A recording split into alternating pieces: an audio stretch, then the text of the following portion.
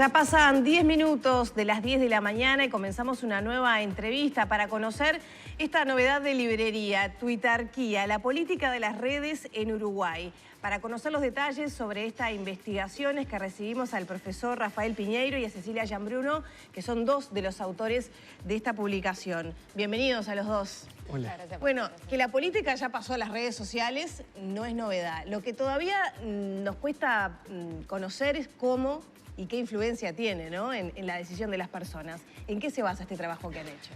Bueno, precisamente como es la primera campaña electoral donde tuvimos a Twitter como un escenario de discusión política, de conversación política intenso, donde todos los candidatos, por ejemplo, tenían Twitter y utilizaron Twitter de manera estratégica para digamos, expresar posiciones, hacer críticas y hacer comentarios o interactuar incluso con los ciudadanos, es que nosotros decidimos hacer este libro que empieza con la idea de primero experimentar, ¿no? Es decir, de empezar a seguir esas conversaciones en Twitter, y esto no lo hicimos simplemente leyendo tweets, sino bajando sistemáticamente tweets de Twitter.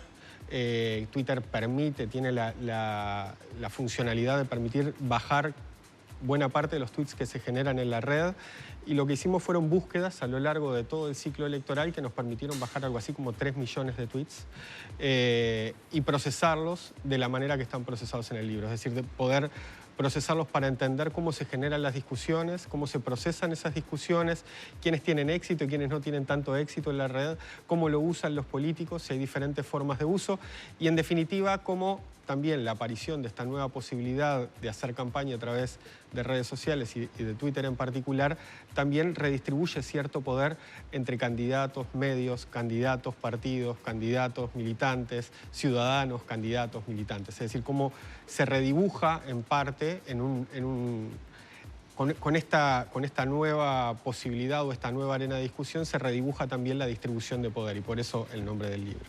¿Y cuán estratégico fue el uso de las redes sociales por parte de los comandos? Bueno, en realidad nosotros lo que hicimos fue analizar básicamente los 4 principales candidatos, y ahí vimos que hay como cierta estabilidad en cómo usan los candidatos Twitter, ¿no? Cada uno de acuerdo a su personalidad, pero también en base a la estrategia justamente de campaña, lo que hizo fue establecer patrones de cómo iba a usar Twitter. Talvi lo que hacía mucho era, por ejemplo, comentar noticias periodísticas, dando su opinión, tratando de temas sustantivos que hacían en la campaña. La Calle Pou tenía un manejo mucho más institucional, a partir de videos, de SoundCloud, de contenido generado por su propia campaña. Entonces fuimos viendo a lo largo de toda la campaña cómo cada candidato tenía su estrategia, ¿no? Y también la interacción que tenía con los ciudadanos y qué repercusión generaba eso. Y hacen una valoración en el libro, más allá de la recopilación de información y de la clasificación, como bien decían, hacen una valoración de quién usó mejor, quién usó peor, quién tuvo mejor resultado y quién tuvo peor resultado.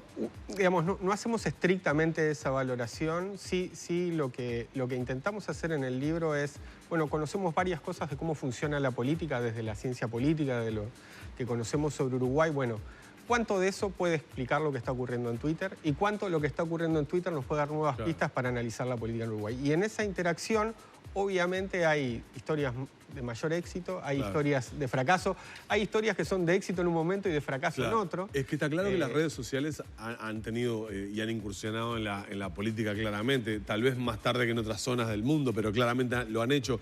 Pero Twitter es como la vía por excelencia del sistema político. Muchas veces cosas que se anuncian en conferencias de prensa ya no se convoca más en una conferencia de prensa, y los anuncios se hacen directamente a través de Twitter. O por lo pronto adelantos de posiciones que muchas veces los periodistas tenemos que seguir a los candidatos o a los políticos para saber qué dice fulano o mengano de tal posición, ¿no? Y ahí recién salí a buscarlo, digo, y como eso que se ha instalado, ¿no? Claro, y eso tiene que ver también con lo que decía Rafa, la nueva distribución del poder, ¿no? Antes los medios eran los que tenían como la posibilidad de generar agenda, de definir una editorial, de decir qué iban a compartir o no, y hoy en día los políticos a través de las redes tienen la posibilidad de comunicarse directamente con la ciudadanía, de elegir ellos qué es lo que quieren decir y qué no, qué es lo que quieren compartir y qué no. Y eso también es una de las cosas más interesantes. Incluso para un grupo de la red, esos políticos son capaces de intermediar a los medios, ¿no? Antes los políticos estaban intermediados por los medios. Hoy, para un sector importante de la ciudadanía que está en Twitter, precisamente la posibilidad que le da Twitter a los políticos es de intermediar a los medios. Es decir, que los contenidos que generan los medios siguen siendo los principales generadores de contenido, pero están intermediados por los políticos. De alguna manera los políticos se transforman en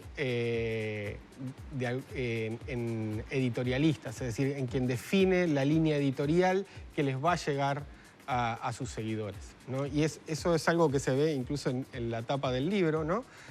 Nosotros vemos que, como la mayoría de las redes políticas en Uruguay están polarizadas, ¿no? En este caso se polarizan en torno a los simpatizantes de los candidatos del Frente Amplio y los simpatizantes de los candidatos de lo que en ese momento, o lo que hasta ahora es la oposición, que luego va a ser gobierno. Para esos ámbitos de la red, para la gente que habita esos ámbitos de la red, que consume información política en esos ámbitos de la red, lo que observan no es la línea editorial de un medio, sino que lo que observan es el retweet de contenidos que deciden los candidatos o los agentes importantes dentro de esa parte de la red, qué es lo que terminan consumiendo de política. Entonces, ya no es la línea editorial del diario tal o la línea editorial del canal cual, sino que son contenidos que generan esos medios, pero que la línea editorial, la decisión de qué es lo que van a ver los ciudadanos o los usuarios de Twitter, va a estar asociada al lugar que tienen en la red. Y eso es algo que vemos claramente en el libro. Las expresiones que uno puede ver así, sin ningún rigor científico, en Twitter muchas veces hablan justamente de polarización, ¿no? De respuestas o comentarios que uno no haría cara a cara. ¿Se ve una polarización política más marcada en Twitter? A ver, lo primero es que la polarización per se no es mala. Imagínense que uno va a un restaurante y para comer tiene un solo plato. Si para comer tiene un solo plato y va siempre al mismo restaurante, se va a aburrir de eso. No queremos que la gente se aburra de la política, no queremos que la gente termine estando anómica de lo que ocurre en el sistema político, y por eso necesitamos un sistema político y un sistema de partidos que esté polarizado, es que los partidos expresen diferencias. El problema son hasta dónde llegan esas diferencias. Lo que ocurre es, el sistema político uruguayo, por suerte, y es un síntoma de salud, está polarizado. Lo que hace Twitter es reforzar esa polarización, como vos decías. En Twitter se expresa mucho más a veces esa negatividad o a veces esa conflictividad, que lo que hace es terminar polarizando aún más explotando esto otro que les decía. Es decir, la gente suele tener sesgo de confirmación, suele querer ver cosas que reafirman sus creencias. Lo que hace en Twitter, por lo tanto, es seguir a personas que piensan igual que ellos, ¿no? Y entonces eso, como Twitter quiere mejorar la experiencia de los usuarios, lo que hace es proveerle información a la que la persona le da más likes, a las que le da retweets, a los que demora un poco más en verla, y por lo tanto cada vez lo va encapsulando más en una burbuja, ¿no? Esto que se llaman los filtros burbuja. Bueno, los filtros burbuja lo que hacen, al solo recibir información que va a favor de mis creencias, lo que termina haciendo es generando mayor polarización. ¿Por qué? Porque reafirma mi idea y no me permite ver las ideas de los demás. Claro, una cosa es que de alguna manera se va formando como el liderazgo de opinión, ¿no? La red social por sí es capaz de instalar una personalidad, es decir, transformarlo y posicionarlo de forma tal que... Bueno, y de hecho en esta redistribución del poder aparecen nuevos personajes que no son ni políticos, ni medios, ni líderes de opinión pública de los medios tradicionales, que son o bien ciudadanos comunes o personas que están bajo un seudónimo, que en realidad no sabemos bien quiénes son, que se posicionan como líderes de opinión, que son importantes en la generación de contenido y también en cómo difunden el contenido que ellos quieren difundir. De hecho, hicimos análisis de redes justamente de distintos temas, como los debates, el no de la reforma, y ahí veíamos que dentro de las figuras principales de la red estaban estas personas que antes de Twitter no eran líderes de opinión. ¿Hicieron un análisis de los denominados bots y trolls? En el libro no tenemos un análisis de bots. Trolls es difícil de definir, porque ¿qué es un troll? Preferimos manejarlo como gente con seudónimo. Sí. Algunos personajes con seudónimo son trolls, otros no. Y lo que sí hacemos es, bueno, analizar cómo en algunos temas gente con seudónimo o usuarios de la red que ponen su nombre directamente se transforman en personajes centrales en algunos debates, ¿no? Sobre todo, o en algunas conversaciones, sobre todo en la del segundo debate hacemos el análisis y lo que vemos es, con un indicador digamos, de centralidad de la red, es decir, cuánto me retuitean, ¿no?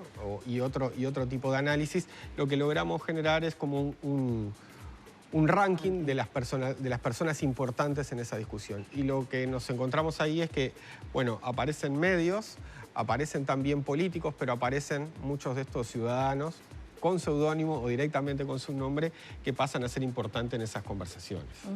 Y en cuanto a, digamos, el traspaso de lo que sucede en el escenario de Twitter con la realidad, ¿qué análisis se hizo? Es decir, el candidato que tuvo más comentarios, más expresiones favorables fue el que efectivamente salió victorioso en las elecciones. Algo importante es que en realidad Twitter y los usuarios de Twitter no son representativos de la población uruguaya. Claro, eso sí, acabas de decir algo muy importante, porque a veces quienes estamos inmersos en el mundo tuitero, yo por ejemplo intento en realidad decirle adiós a las redes sociales, pero no puedo.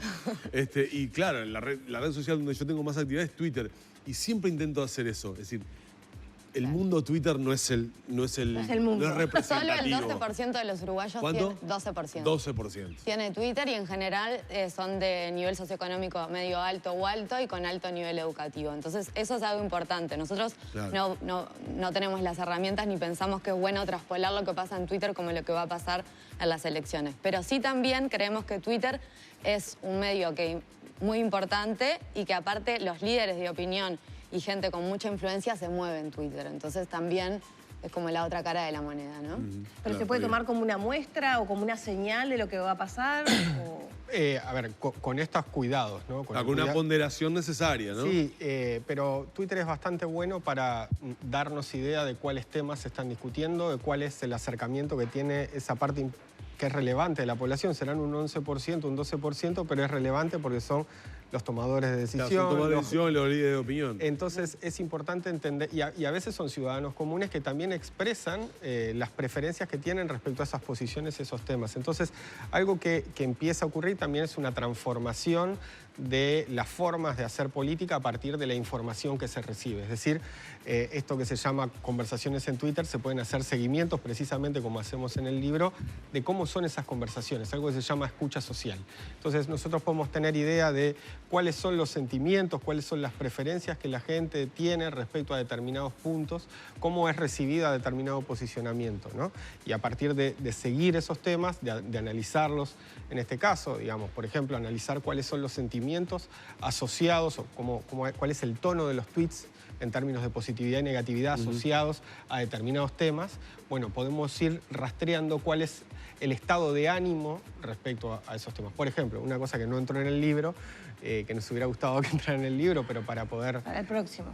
Para el próximo, sí. Podemos hacerlo como el inicio del libro sobre el segundo año o sobre el primer año de gobierno, digamos, de Luis Lacalle Pou. El 24 de noviembre, los resultados que se divulgaron en primera instancia fueron resultados favorables a Luis Lacalle Pou, ¿no? Bastante favorables a Luis Lacalle Pou. Si uno ve cómo venían tuiteando los que nosotros habíamos identificado en el libro, porque también hay un ejercicio de identificación de usuarios con candidatos, si vemos cómo venían tuiteando a lo largo del día, venían tuiteando más o menos parejos los partidarios de Luis Lacalle Pou, venían tuiteando con los partidarios de Daniel Martínez. A las 8:30, cuando se divulgan los primeros resultados, explota la forma de tuitear, explota la cantidad de tweets que estaban haciendo los partidarios de Luis Lacalle Pou. Y cuando a las 9 de la noche los resultados empiezan a ponerse en discusión, explotan los tweets de los partidarios del Frente Amplio. Un cambio allí, es decir, sí, lo que obviamente no es lo que pasaba en toda la población, pero sí es una buena muestra que nos puede, por ejemplo, indicar el humor de la ciudadanía respecto a eso. Muy bien. Entonces, lo que intentamos hacer en el libro en sí fue eso, es decir, tratar de hacer este análisis y de divulgarlo. El libro está hecho para que lo pueda leer cualquiera, no necesariamente iniciado en el tema. Muchas gracias a ambos por habernos acompañado en la mañana. Twitterquía, la política de las redes en Uruguay, ya está en librerías como ustedes escuchaban y sus autores nos acaban de dar una pincelada justamente de lo que trata el trabajo. Gracias. Gracias. Vamos a la pausa rápido.